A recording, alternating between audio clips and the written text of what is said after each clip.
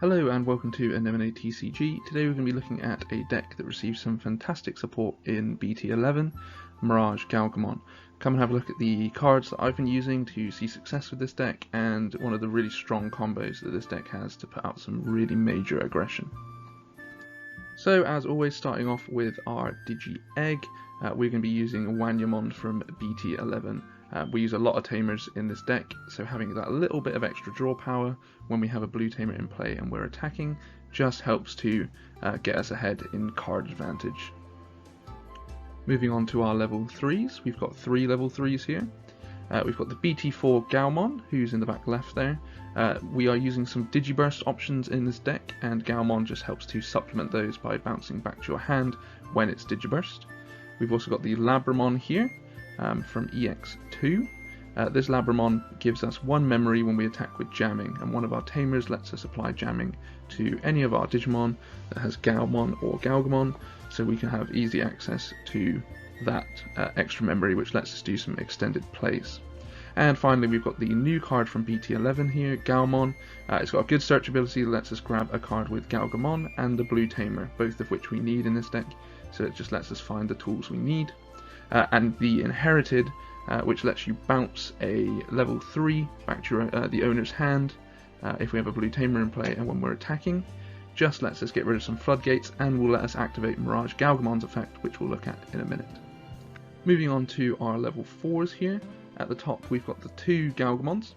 Both of these let us access slightly different resources, so one is for draw power and one is for gaining some memory. We've also got the BT11 Vidramon. We're splashing this in here just with a couple copies because it benefits us when we are playing blue tamers, which again we'll be doing frequently throughout the deck because we need access to those tamers for our combos. So getting some extra resources when we play those tamers is purely beneficial. Finally, BT4 Lobomon, kind of a staple for blue decks, lets us evolve on top of one of those tamers we'll have played to get a final swing to close out the game. One of the combos we'll look at later on, we can do 5 security attacks in 1 turn, so having this Lobomon as just an option to close out the game is super beneficial. Moving on up the stack to our level 5s, we've got a new MirageGaogamon here, who has the ability to block your opponent's attacks when they have Digivolved, and also they gain DP based on the number of cards in your opponent's hand. This is a key theme throughout this deck. Most of the things that we're doing are based on the cards in your opponent's hand, so having the options on our earlier Digimon to bounce cards back to your opponent's hand increases the number of cards they have, and then we get access to higher effects. So this one, this MirageGaogamon, gets 2000 DP for every 4 cards in your opponent's hand. So if they've got 8 cards in the hand, we're getting an extra 4k on the blocker, which is fantastic. This one also has a strong inherited effect that when an effect adds cards to your opponent's hand, we can unsuspend. So they might do this on their turn naturally when they're drawing cards off of something they're doing, but we can also force it on our turn by bouncing cards back to the hand or adding cards to the hand and things like that. Finally, we've got BT4 MirageGaogamon as well, who's got a strong Digiburst, which again is going to add cards to the hand by Digibursting some material underneath it. This is a level 4, so it's good to get rid of a blocker off the table before you go up into your level 6 to do some big damage. And the big boys of this deck, we've got the 2 MirageGaogamons that we've got access to here at the moment. The new BT11 MirageGaogamon has an effect that's punishing on both turns because it's whenever a card is added to the hand of your opponent by an effect, you gain 1 memory for every 4 cards. So you may find on your turn you're using the when Digivolving of this card to add a card to their hand, and then you can gain some memory to reduce the Digivolution cost, and then when it flips to your opponent's turn, they might use a memory boost to add something to their hand, or they might suspend a Cool Boy which adds a card to their hand, and you're going to get memory and you're going to profit off of that the whole time. So it's really an effective controlling tool that your opponent needs to get rid of. Finally, we've got the BT4 MirageGaogamon as well, who has the when Digivolving that you get a memory for every 4 cards, so again having cards in your opponent's hand is going to benefit you, and also it's unblockable. So with some of the really nasty defensive setups that BT11 has in Blackwall Greymon and Galacticmon and things like that, obviously you can't get around the redirect, but with some of the blocking tools they have you can ignore that completely. Moving into our tamers here, which are some of the stars of the deck. Both tamers provide us with extra resources, so Thomas will give us some cards when we play them, and Nikolai gives us memory when we add cards to our opponent's hand, which again we're going to be doing consistently throughout the deck. Nikolai also gives us jamming on one of our stacks at the start of our main phase, which is going to make swinging into our opponent's security stack much more effective. And Thomas gives us the ability to unsuspend if your opponent has 8 cards, so that's a real kind of threshold for this deck that we're trying to hit, and then we can unsuspend our Digimon and keep swinging, which is really effective. So for our options here, this should be pretty standard to most blue decks, other than potentially one option in the bottom right there. This is the main kind of blue support package, our Hammer Spark, our blue memory boost, and our Ice Wall. This is just giving us extra resources when we need them in cards and memory, and the Ice Wall allows us to put up a bit of a defensive shield if we're on a bit of the back foot. Finally, we've got the offensive plugin A, which is going to come into the combo we're going to look at later, obviously with the ability to unsuspend off of Thomas and the new MirageGaogamon. We can get some really potent swings in when we're having the extra damage from the security attack. So here we have what will be, I think, the most effective combo in this deck. It's going to start off looking like this. So maybe this is Nikolai and Thomas that you've set up early in the game, maybe you've got them at a security stack, and this is probably going to be a level 5 that you've just promoted out of raising. So when we do that, when we promote it from raising, what we can do is we can use Nikolai at the start of our main phase to give it jamming.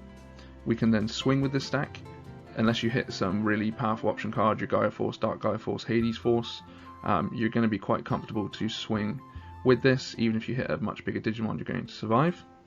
Then we can go up into MirageGaogamon. MirageGaogamon says, when Digivolving, return one of your opponent's level 5 or lower Digimon to its owner's hand. If no Digimon was returned by this effect, your opponent adds the top card of their security stack to their hand. So, best case scenario here, we've already got 2 security cards out of the way, but more than likely you've just bounced a level 5 or lower to their hand. The BT11 MirageGaogamon, which is now underneath our MirageGaogamon, says when a card is added to the hand, we can unsuspend. So now we're back unsuspended with jamming, ready to swing again. What we'll now do is we will suspend our Nikolai. We're going to get some memory here off of the Mirage because we've added a card to the hand, and we're going to get some memory off of Nikolai. So this is going to help reduce the evolution of Mirage, making it still our turn so we can keep continuing this play. It's not uncommon for this play to cost maybe just 1 or so memory, because you're reducing the 4 Digivolution cost right down. We're also going to pick up a memory from Labramon because we're swinging with that jamming provided by Nikolai, so this being free is not unrealistic at all. What we'll then do is we'll pay 2 of that memory we've just recuperated to put the offensive plugin under Mirage. Obviously we can do this even though we don't have a red card in play, because the plugins let you use them if you have a tamer in play, which we do. So now we've got this nice beefy stack set up with jamming and security attack +1. Now we can swing with this, so this is going to knock out another 2, so this may take your opponent down to 2, even 1 security, depending on how the effect of MirageGaogamon went. We can then use Thomas, because at this point it's likely that your opponent's going to have 8 cards in the hand. We can suspend this, unsuspend again, and swing again. This is going to knock out all of the security. If you're in a fortunate situation where you've got enough memory, maybe you've got some Hammer Sparks in your hand or something like that, where you haven't needed to tap Nikolai to get that extra memory to make the play continue, you can then use this opportunity to evolve on the Nikolai to get a Lobomon extra swing in to close out the game or something like that. It's very, very offensive. It's very easy just to watch your opponent become really uncomfortable because you've just knocked all their security out in 1 turn. Maybe you were on the back foot beforehand, your opponent swung a couple times, and then suddenly the turn is completely flipped. So there we have it. These are the ratios of the cards I've been running. This is a really fun, interesting style of deck. It really punishes your opponent if they've got lots of draw power. So if you're playing against someone who frequently has, 2 or 3 cool boys set up in the back, something like that. Every time they've evolved, they've put 3 cards in their hand, and now they're up to 12 cards. They've got a huge wedge of cards in their hand.